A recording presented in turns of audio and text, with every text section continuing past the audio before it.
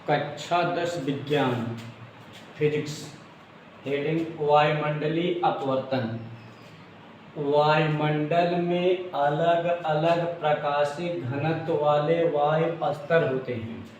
कहने का मतलब वायुमंडल में कई प्रकार की वायु का स्तर पाया जाता है।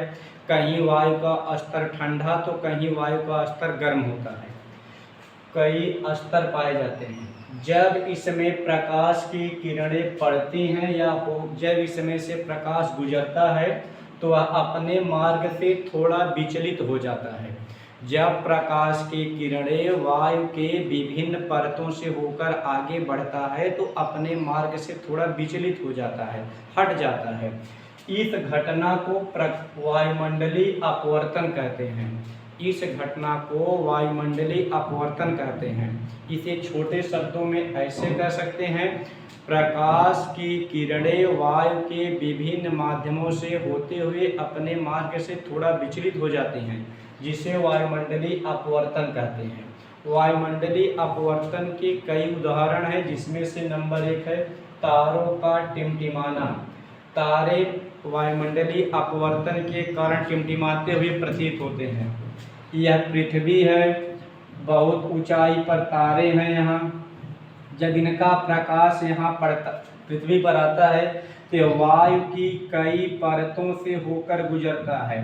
जब वायु की कई परतों से होकर गुजरता है तो ऐसा लगता है कि तारे कभी जल रहे हैं, कभी बुझ रहे हैं, कभी प्रकाश दे रहे हैं, कभी नहीं दे रहे हैं। इसलिए महसूस होता है कि तारे टिमटिमाते हैं, जबकि तारों का प्रकाश लगातार होता है, लेकिन महसूस होता है इसी वायुमंडलीय अपवर्तन के कारण कि तारे टिमटिमाते हुए प्रतीत होते हैं। ग्रहों का न टिमटिमाना।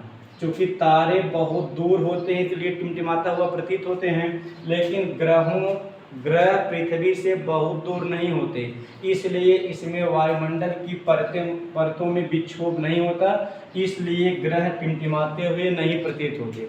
क्योंकि ग्रह तारों से बहुत कम दूरी पर होते हैं, अर्थात ग्रह पृथ्वी के बहुत नज़दीक होते हैं, इसलिए इसमें से प्रकाश की किरणें पर अपवर्तित नहीं हो पाती, तो इसलिए ग्रह टिमटिमाते नहीं हैं। तारे अपनी वास्तविक ऊंचाई से अधिक प्रतीत होते हैं।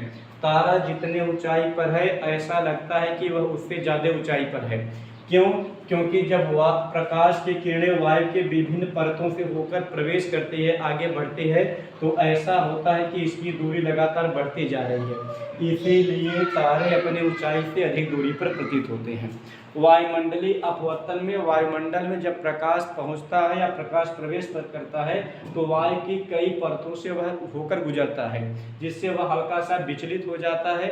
विचलित होने के इसी गुण को कहते हैं वायुमंडलीय अपवर्तन। इसके उदाहरण है तारों का टिमटिमाना, ग्रहों का न टिमटिमाना, तारे अपनी वास्तविक ऊंचाई से अधिक प्रतीत होते हैं आदि प्रकाश के अपवर्तन के ये वायुमंडलीय अपवर्तन के उदाहरण हैं।